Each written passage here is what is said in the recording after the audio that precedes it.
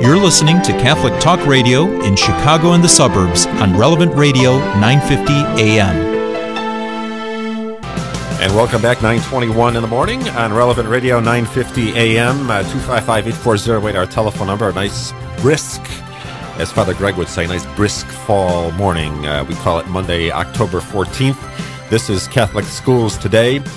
And as we were talking at the end of the segment with Father Tom, this definitely is the season, if you will, for open houses, for school shopping, maybe, as we can call it, for especially students who are looking for high school or college choices. And here in the Archdiocese of Chicago, many of the Catholic high schools will open their doors to junior high students and their parents. They will showcase their schools' academic courses and extracurricular activities. In addition to the open houses, there are a lot of high schools that will be offering shadow days where 8th graders can accompany a high school student for the day to really immerse themselves in what the high school experience will be all about. So we're going to talk about that for this segment of the program. On the telephone is John Baffico, who is the president of St. Patrick High School. John, welcome in. Did I get your name right? It's Baffico is the last name, and I am the principal, not the president. Sorry. Baffico. All right. We won't make that mistake again. That's okay. I promise. Okay. And Michelle Ruiz, who is the marketing and missions director at Notre Dame High School for Girls. Michelle, welcome. Yep. Thank you for having me. Nice to have both of you with us.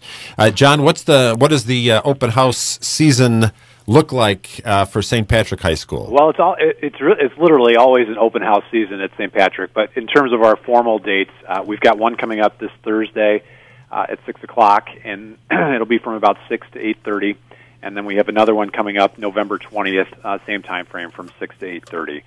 So we're really excited about that. Today we actually are in session, which is different from a lot of other schools. I know today is Columbus Day, but we use this day as a large shadow day. So we've got about 50 kids in today shadowing here at St. Pat's. So we're really excited about that and really excited about our open house dates as well. Is that something fairly new, the Shadow Day concept for incoming high school kids? You know, the Shadow Day concept is not new. I was at Carmel High School in Mundelein for 13 years as a teacher, and we had Shadow Days pretty regularly throughout the fall.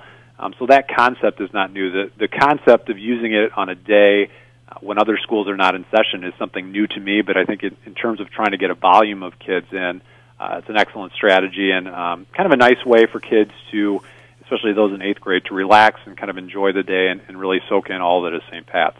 Okay, Michelle, how about at Notre Dame High School for Girls? What's coming up? We have a number of open houses coming up. It's just a nice opportunity for students and parents to stop by, and a lot of times we try to coincide with any events that we might have going on. So the building is kind of up and running, and there's a lot of action going on. Our next open house is October 24th. October 17th. And then our next shadow day is October 24th. So we definitely invite 8th graders to come shadow with us. We'll pair them up with a freshman. They'll go to all of their classes, kind of get a little bit more acclimated and kind of see if Notre Dame is a good fit for them. So do students shop a lot today? Incoming high school students, do they attend 3 or 4 open houses and yes, maybe participate in a few shadow days? They do. Definitely. In going to all of the high school fairs at local grade schools, you can see that they are now the decision makers in their high school education. They, the students? A lot of times they are. Okay. So they're definitely shopping around. They a lot of times know where they want to go. So they want to try out as many schools as they can and see what's the best fit for them. John, do you see the same thing? Yes and no. I mean, I think that the kids will have an influence in making that decision, but I do think as tuition is starting to rise, not only at our school but other Catholic schools as well, I think the parents play an important decision in that process because ultimately they are going to be the ones that are helping to finance that tuition for their students or for their children. And so I think the parents play a large role in it. So I look at it as more of a partnership in the sense that you not only want to sell the parents, you want to sell the student as well, but I do see a little bit more as a partnership. Yeah, and I would imagine it's the challenge, and I'm sure the two of you have probably seen it, where there may not be productive harmony between where the parents believe their son or daughter should go and where the son or daughter really wants to go. How does that play out, Michelle, from what you've seen? You see it a lot where the mom wants the daughter to go to an all-girls Catholic school, and the daughter is kind of trying to figure out what she wants to do. And a lot of times, mom wins. Because mom's paying the bill. Exactly. Right. Exactly. And that's the nice thing about having so many open houses and shadow days, that they can try it out. The option is there for them. They can see if they like it. And we try to make sure that they have the best experience while they're at our school, and try and sway them to make Notre Dame their school. John, do you see the same thing? Yeah, and I think the hardest thing now, I think that all private schools are battling is it's not so much the let's try it out experiment. We're looking for really the 4-year investment, similar to what a university would look for as well. We want families and kids to feel good about that. We're not just looking for you for 1 year.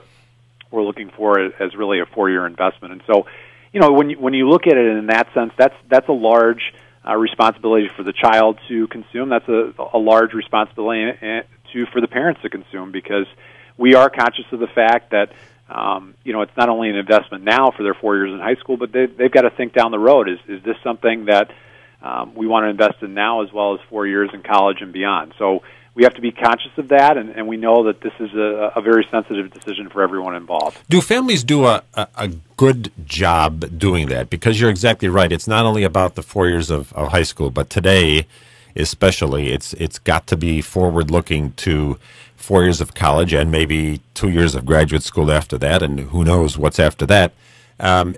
Do families have that healthy, longer-term perspective when they're looking at the cost of a high school and how to actually begin to think about financially planning for the future, Michelle? Yeah, definitely. We find a lot of times in our registration appointments that they are asking if we are college prep, and they're asking the sorts of scholarships that our students are getting to go to 4-year colleges and universities. So that's definitely something that they're thinking about for sure. Financial aid, John, a big factor in all this at the high school level or not? Absolutely. I mean, especially for us, we've got about 50% of our student population that is on some kind of financial assistance. So it does play a factor in it. And again, I think it's the bottom line with, when you break it down more simplistically, it's the bottom line of what am I going to pay per month, because everybody's kind of in that boat. I mean, I think the average American is worried about what am I paying month per month, whether it's a tuition cost or an electric bill or a water bill. We're worried about our month to month and how does that equate to our paycheck. So the financial assistance is a large part of what we do and what we stand for. And I imagine another big piece is the likelihood of getting into the college that my son or daughter really is targeting. Yeah, that's a large part of it. Is ultimately you're not making an investment for, and that's why I was pointing out before, is you're not making an investment for just these 4 years. You're really making an investment for 8 years, because the hope is that this is the ground, the preparation that they need to grow, not only academically but socially and spiritually, so that they are well prepared for their next 4 years and beyond. All right, we're going to take a quick break because it's halftime here. But while we're in break, I want the two of you to think about if you were taking your son or daughter now to a high school visit, be it at St. Patrick or Notre Dame High School for Girls, what would be the top 2 questions that you would absolutely want to get the answer to before you made the decision, all right? You're listening to Catholic Community of Faith on Relevant Radio 950 AM. This is Catholic Schools Today, 9:30. Stay with us. Now again, the Catholic Community of Faith.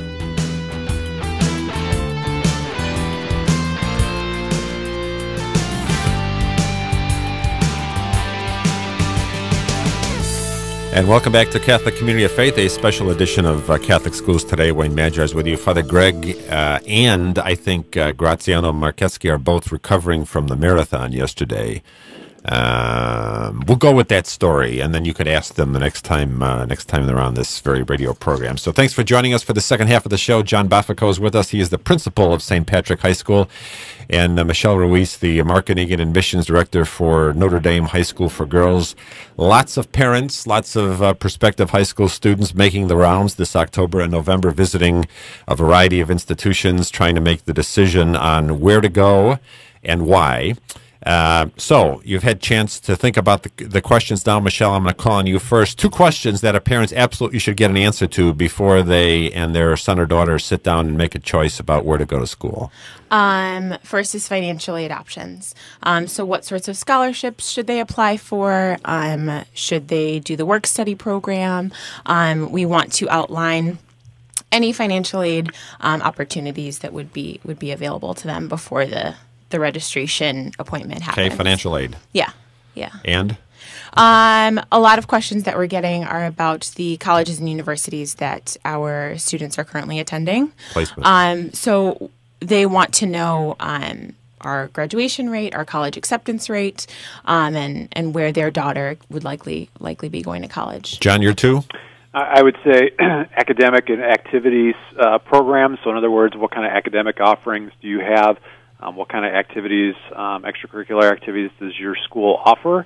And I think the second thing, which is more general or more simplistic, is probably just how am I assured that you are going to take care of my child at your school? And that sounds really simplistic, but I think as a parent, I want to know and I want to make sure that you are going to support my child as their growth as a student and as a person, and how are you going to do that? So I think that those are beyond what Michelle said. I think those are things that parents want to know. We've heard so much about, especially at the elementary level, and maybe less so, and maybe that's not a good thing at the high school level, of the role of parents in the education of their sons or daughters. What do you say to a parent, or what do you say to a prospective student who you detect may not get that? I mean, despite the fact that the student now going into high school is older, they've had elementary school behind them, they probably have some study habits, good or bad, already formed. The role of the parents is still there and still important at the high school level, right?